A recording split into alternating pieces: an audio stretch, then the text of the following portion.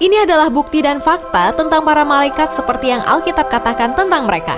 Mungkin kamu belum pernah dengar atau belum pernah diajarkan mengenai keberadaan para malaikat, namun mereka adalah makhluk yang nyata dan ada di sekitar kita. Inilah fakta-faktanya. Yang pertama, malaikat makan makanan di surga. Setiap orang telah makan roti malaikat, ia mengirimkan perbekalan kepada mereka berlimpah-limpah. Yang kedua, malaikat akan dihakimi oleh manusia. Tidak tahukah kamu bahwa kita akan menghakimi malaikat-malaikat? Jadi apalagi perkara-perkara biasa dalam hidup kita sehari-hari. Yang ketiga, malaikat memiliki bahasa sendiri. Sekalipun aku dapat berkata-kata dengan semua bahasa manusia dan bahasa malaikat, tetapi jika aku tidak mempunyai kasih, aku sama dengan gong yang berkumandang dan canang yang gemerincing. Yang keempat, malaikat kadang tidak bisa dibedakan dari manusia.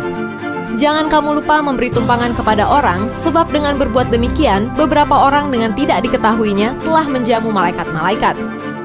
Yang kelima, malaikat tidak maha tahu.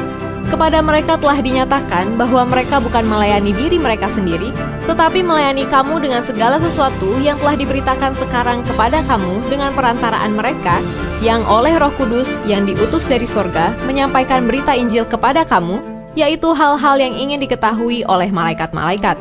Yang keenam, malaikat bisa berbuat dosa, sebab jikalau Allah tidak menyayangkan malaikat-malaikat yang berbuat dosa, tetapi melemparkan mereka ke dalam neraka, dan dengan demikian menyerahkannya ke dalam gua-gua yang gelap untuk menyimpan mereka sampai hari penghakiman. Yang ketujuh, sebagian malaikat diikat dengan rantai menunggu hari penghakiman, dan bahwa ia menahan malaikat-malaikat yang tidak taat pada batas-batas kekuasaan mereka, tetapi yang meninggalkan tempat kediaman mereka dengan belenggu abadi di dalam dunia kekelaman sampai penghakiman pada hari besar. Yang kedelapan, malaikat bisa membunuh umat manusia. Maka dilepaskanlah keempat malaikat yang telah disiapkan bagi jam dan hari, bulan dan tahun untuk membunuh sepertiga dari umat manusia. Yang kesembilan, malaikat bisa dilihat oleh binatang. Ketika keledai itu melihat malaikat Tuhan berdiri di jalan, dengan pedang terhunus di tangannya, menyimpanglah keledai itu dari jalan dan masuk ke ladang. Maka Bilea memukul keledai itu untuk memalingkannya kembali ke jalan.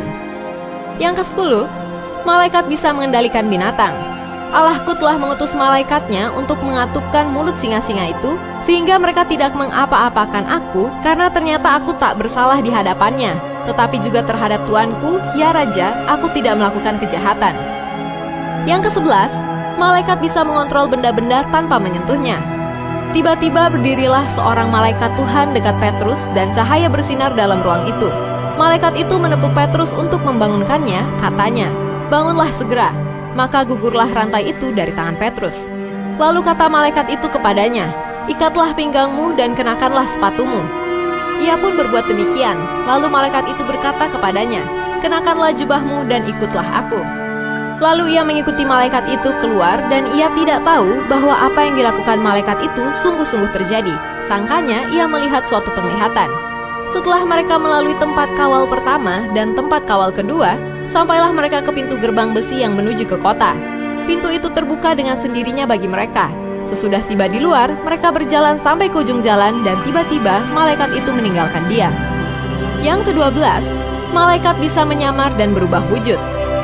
Hal itu tidak usah mengherankan sebab iblis pun menyamar sebagai malaikat terang. Dalam bahasa Yunani, metasematizo berubah wujud sebagai malaikat terang. Kata menyamar